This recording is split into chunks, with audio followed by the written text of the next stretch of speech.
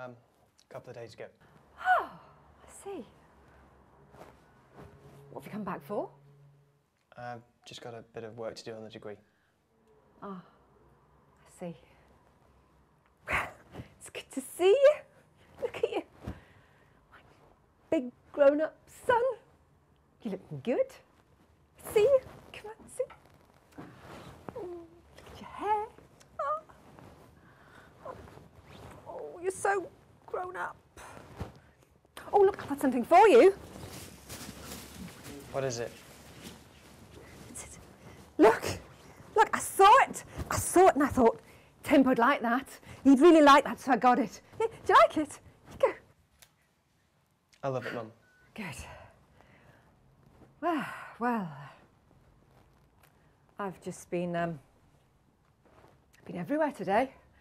I've been browsing and I've been up in Hampstead. I went up and I had a look at all those lovely houses. Big houses. It's so quiet up there. It's lovely, lovely big houses with big gardens and trees and, oh, they're lovely. I'd like to live there. It's really, really nice, so quiet. But why are you checking out an area like that? Well, I was just browsing. I can look, can't I? I might like to live there. Once I get my inheritance through, I might buy a house up there. It'd be nice to live in Hampstead. With what money? With the money I've got coming through, with my inheritance money. You know, the inheritance money I'm getting from my friend who left me money in his will. Mr. Roger Chirito. It's amazing. I mean, I knew him when I was a little girl. I was only a little child, but he remembered me in his will, and he's left me all this money. And it's gone off to America now. It's where he emigrated, and so there's a bit of a delay with the money coming through because it's the American system, and I'm not sure how much I'm going to get, but it's going to be about $1 million. You know how rich you're going to be, my boy. And so, yeah, if I get this money, once it comes through, my solicitor said there's been a bit of a delay coming through, but when it comes through, maybe I'll buy a house in Hampstead, and maybe a little house in Wales as well, so I can be beside you. And then if there's enough money left over, I'll get you a flat in London, a nice big flat in London. You and your sister can get you a house or a flat, nice big rooms, so you can have all your friends come over. You can enjoy yourself, and then I can come and visit without any interference from your father. Why are you wasting your time with all of this stuff? What about the flat in Fulham? Oh, there's a problem with the Fulham flats. Got broken into. You know that old bitch that lived next door? Well, she broke into the flat and she changed all the locks and she took over it. And she's got people in there renting it now, illegally, and it's full of all this stuff, all these clothes and washing machines and furniture and stuff, and she's renting it out illegally. And so when I went there, I changed the locks back. I got a locksmith to come and change everything. But obviously that they'd been living there, and she must have warned them. She must have got hold of a photograph of me and showed them, and so that they knew that I was there, so they didn't come back, because I was waiting for them to come back. You're making it sound like a spy. She's just a grumpy old woman. Oh, she's not just a grumpy old woman. She's mafia.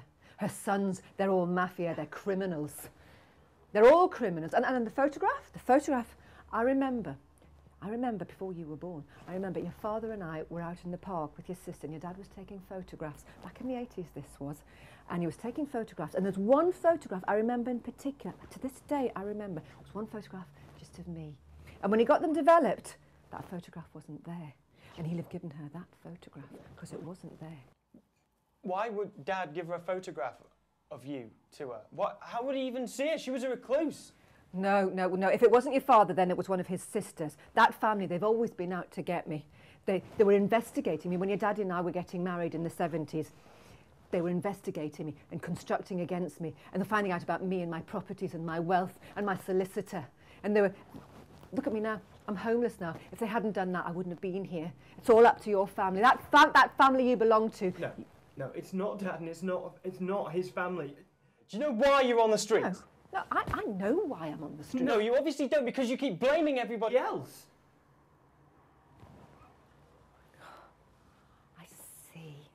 I see, Timo. You're upset. You're upset because you're not getting presents off Mummy anymore. Isn't that it? No, look. This isn't fair. This isn't fair on Dad. You left, And I remember this quite clearly. You left one day and you didn't come back. And as for penniless, you weren't penniless because you were taking him to court every time you got a couple of quid in your pocket. And you nearly bankrupt that man. He was working 2 shifts. He was working 2 jobs just to try to cover up the crap that you were putting him through. You did this. You walked out on us. That's the end of the story. You are. You're upset because you're not getting presents off Mummy anymore. Well, you little fucker! I know where you're coming from. You and that family you're involved in. Oh, I see. Just like that family of yours. Number 1 son. Gang up against enemy number 1. Mother's the enemy because anybody who's outside of that family, and I'm not in that family, am I? I'm outside of the family, so you all gang up against me because it's that family you belong to. They've always been against me, constructing against me and fighting against me. And now, look at me. Look what's happened. Out on the street and homeless. Oh yes, that's you and your fucking family. You don't know what you're up against, my boy. You don't know anything about your father and what you're involved in. You'll find out, my boy. You've got a lot to find out.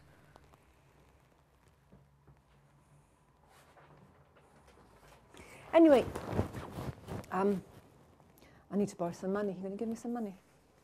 I've only got 7 pence in my pocket. Look, I've only got 7 pence and I need £30 would be good.